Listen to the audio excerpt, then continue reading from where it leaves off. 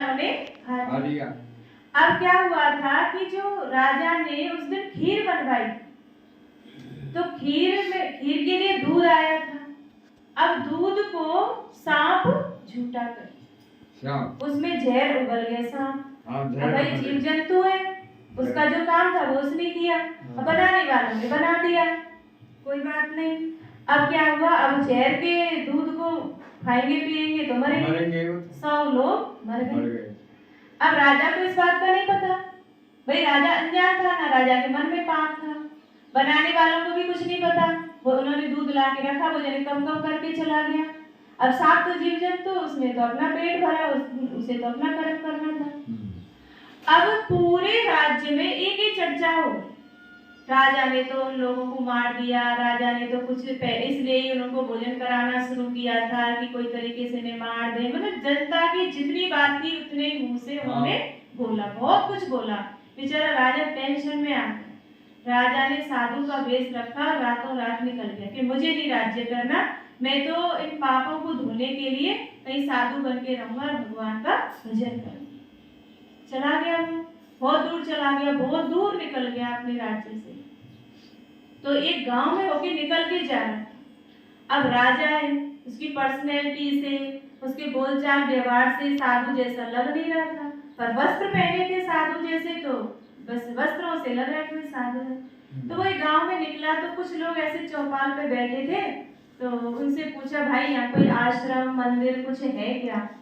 तो उन्होंने कहा कि भाई तुम देखने में तो बड़े अच्छे लग रहे हो, जैसे कोई साधु नहीं हो कोई और हो, पर तुम के नहीं, मुझे भगवान का भजन करना है, उससे बढ़ के कोई चीज नहीं है, तो उन्होंने इसलिए मैं यहाँ आया हूँ, मुझे कोई आश्रम या कोई मंदिर कोई ऐसा स्थान बताओ जिससे वहाँ पे मैं पूजा पाठ कर सकूं। उन्होंने कहा देखिए पास में घर है, इसमें 2 बहन भैया रहते और वो बहुत भक्ति पूजा पाठ करते, इनके यहाँ संत लोग आते रहते, उनको ये भोजन पानी कराते, सेवा कराते और इस तरह से ये उनका कार्य करते कि उन लोगों ने बोल दिया कि ये दोनों बहन भाई बहुत सेवा करते हैं और ये सिर्फ भगवान की भक्ति में ही रहते हैं और संतों की सेवा करते हैं। ठीक है, अब वो वहाँ चला गया, तो वहाँ चला गया तो रुका, खाना पीना खाया, उन्होंने भोजन कराया, दोनों बहन भाइयों ने बहुत उसकी सेवा की। उन्होंने भी यही कहा कि तुम देखने में तो कोई बड़े अच्छे पुरुष लग रहे हो, लेकिन साधु के वेश में हो। तो उन्होंने कहा कि देखो मैं भी भगवान का भजन करना चाहता हूँ। अब उसके मन में तो उथल पुथल हो रही थी कि मेरे से इतना बड़ा पाप हो गया, तो कोई बात नहीं। अब क्या हुआ कि वो रात को रुक गया कि मैं कल यहाँ से चला जाऊंगा, तो मुझे एक रात यहाँ विश्राम करना है, क्योंकि थक गया था चलते चलते। अब क्या हुआ, अगले दिन वो बहन पूजा के लिए बैठी तो ध्यान में चली गई। अब ध्यान में चली गई तो उसे 9 बज गए, वो ध्यान से उठी ही नहीं। अब भाई यूँ कहे कि हमारे घर संत बैठे हैं, इतनी दूर से चल के आए हैं, तो इनको भोजन पानी कराना, ये बहन तो उठ ही नहीं रही है। अब उसने कोई बात नहीं, अब उठा भी नहीं सकते वजन से, तो फिर वो बहन ध्यान से उठी तो भैया ने कहा कि बहन आज तुमने बहुत देर लगा दी, इतनी देर तो तुम भजन करती नहीं हो, और आज तुम कब की बैठी हो इतने लंबे ध्यान में चली गई। कि भैया आज है ना ऊपर एक मामला अटक गया था भगवान के पास। कैसा मामला अटक गया कि एक राजा है और उस राजा ने अपने राज्य के गरीब अंधे निस्सहाय ऐसे लोगों को भोजन कराया, तो करीब 100 के करीब लोग थे। तो एक दिन राजा ने उनके लिए खीर बनवाई। ये अच्छा, तो ऐसा हुआ था कि जो खीर के लिए दूध आया था उस दूध को सांप झूठा कर, राजा को इस बात का पता नहीं, बनाने वाले को भी इस बात का पता नहीं। तो फिर क्या हुआ कि वो लोग तो मर गए। अब उस राजा के ऊपर सब इल्जाम लगाए कि इस राजा ने इन लोगों को जानबूझकर मरवाया। कि फिर क्या हुआ कि फिर कुछ मामला फाइनल हुआ कि अब मामला ये चल रहा था कि पाप किसके सिर पे रखा जाए, सजा किसको दे, कि तो फिर किसको सजा मिली। अब वो राजा तो सुन ही रहा, साधु के वेश में था, उसने के मन में सोची तो मेरा ही मामला चल रहा है। तो फिर भैया ने कही कि अच्छा तो फिर फाइनल क्या हुआ कि फाइनल कुछ नहीं हुआ। ये चल रहा था कि सजा किसको दे, राजा को दे। राजा को क्यों दे? राजा ने तो अपने भंडार से अन्न धन दिया सामान मंगाने के लिए, भोजन कराने के लिए। अब दूध में जहर तो राजा ने नहीं मिलाया, तो राजा पे पाप क्यों लगेगा? कि अच्छा तो फिर बनाने वाले पे लगेगा कि बनाने वाले ने भी जहर नहीं मिलाया, उसे भी नहीं पता, वो तो दूध रख के चला गया। कि अच्छा तो फिर सांप पे लगेगा। अब सांप तो भाई जीव जंतु है, उस पर क्या लगा?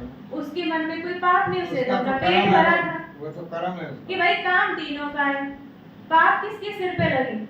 अब राजा को भी उत्सुकता हुई, वो तो वही सुन रहा था कि पाप किसके सिर पे लगेगा। अब वो भाई बोला कि बहन फिर कुछ फाइनल हुआ? फिर कुछ फाइनल नहीं हुआ, अब कल ये मामला फाइनल होगा। अच्छा, अब राजा के मन में आई कि मैं एक रात और रुक जाऊं। हम देखा फाइनल हुआ। भाई मेरा मामला मेरा है, मेरे ऊपर आ रहा है, तो पता तो चले कि पाप किसके सिर पे लग रहा है। अच्छा कोई बात नहीं, तो दोनों भैया ने कही कि ठीक है रुक जाओ, हम तो संतों की सेवा के लिए ही है, तो हमें क्या दिक्कत है, आप आराम से रुको। तो उन्होंने कहा कि ठीक है, अब कोई बात नहीं। अगले दिन फिर बहन ध्यान पे बैठी और अचानक से ध्यान से उठ गई, जल्दी उठ गई। तो भैया ने कही कि बहन कल तो तुमने 9 बजा दिए ध्यान में, आज तुम इतनी जल्दी उठ गई, ऐसा क्या हो रहा था? मामला किसके ऊपर गया? क्या राजा के सिर पे लगा कि नहीं? पाप राजा के सिर पे लगा कि नहीं? तो बनाने वाले के सिर पे लगा कि नहीं? तो सांप के सिर पे लगा कि नहीं? तो किसके सिर पे लगा? के बाहर बैठे हैं ना, ये लोग क्या सोच रहे हैं कि हम तो पहले ही कह रहे, वो साधु नहीं था, कोई ऐसा ही व्यक्ति था, साधु के वेश में आया था, अब इस घर में घुस गया है, कहो तो इनका सामान लेके भाग जाए, लड़की को लेके भाग जाए।